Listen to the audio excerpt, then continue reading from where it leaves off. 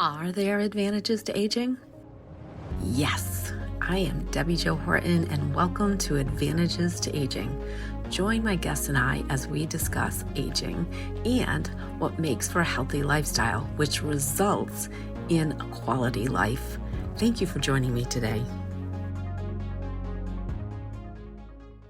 So good morning, everybody. This is going to be a new segment that I hope to be working into a weekly. We're not going to start there, but tips on Tuesday, and it'll be a bunch of different cool information. So today I have with me Mary Ernster from New York Life. She is an absolute professional. Don't let her age fool you. I know this is advantages to aging, and this lady has been here before because the wisdom that she imparts is definitely well beyond her years. So, Mary, I'm going to ask you a couple of questions, kind of put you on the spot a little bit, but I know you'll be great. So, the first question I have for you is, how can families adjust to a change in their financial situations due to COVID? I know that's been on a lot of people's minds. Yes. So first of all, thank you for having me. And I was going to say the Neura products. That's why I look so young. No, I'm kidding.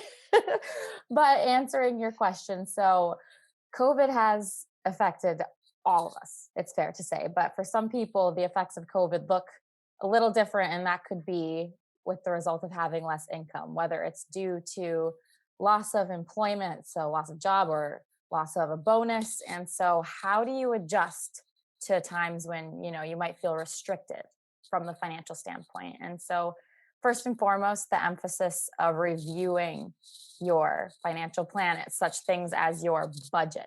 So money that goes, then the balance of money in, money out, tightening up expenses, and really having a process of keeping track of expenses and finding areas where you can actually have opportunity to save is more important now than ever.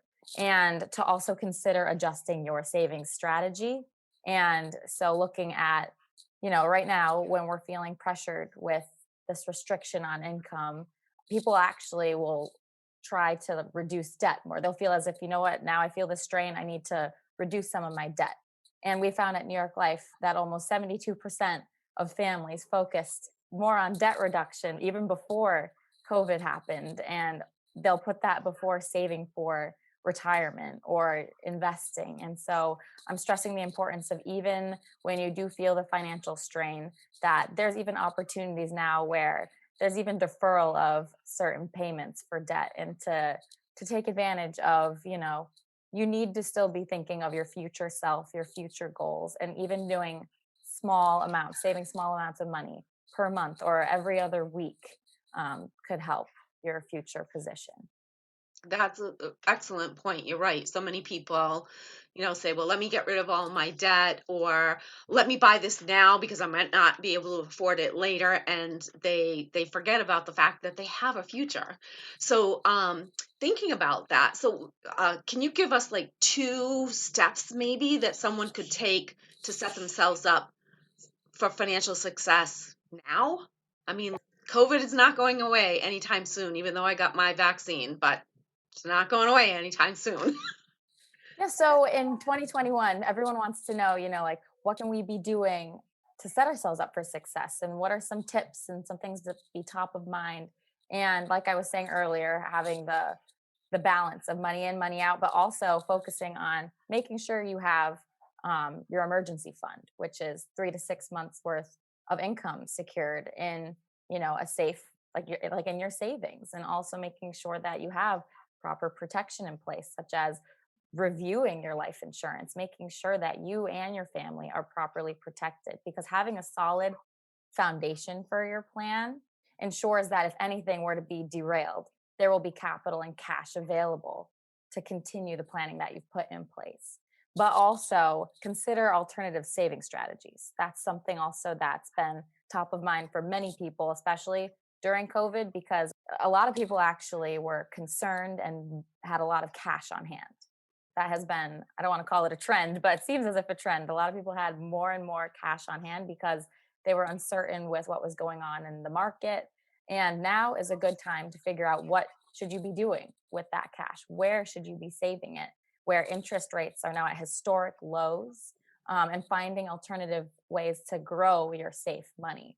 And like your savings account, the interest rate, it's not very impressive. So finding things Pretty like, much non-existent. it's like almost not existent. But if you're still trying to grow your money without taking on so much risk, Mhm. looking at things like CD, certificates of deposit, or there's life insurance that accumulates cash you can access tax-free while you're alive. There's very interesting and unique options out there. And it's very important to connect with your financial professional and to learn more about, what are my options? What more can I be doing to grow my safe money? Great. Well, thank you so much for taking this time to help us. The dog all of a sudden decided that she wants to come over here and push everything around. I would love for you to drop your contact information in the comments, but how about a quick email or cell phone or whatever way is the best way for people to get a hold of you just in case that gets lost in the comments? Yes, I'll definitely put it in the comments. But my email is Ernster, so Mernster, but MERNSTER at ft.newyorklife.com. I know that's a mouthful, but my phone number, I'm originally from Minnesota, so my number is 651-270-3915, and I'm happy to answer any questions and educate anyone who wants to learn about what other unique saving options are out there. Well, thanks again for sharing such great tips. Of course. Thank you for having me, DJ.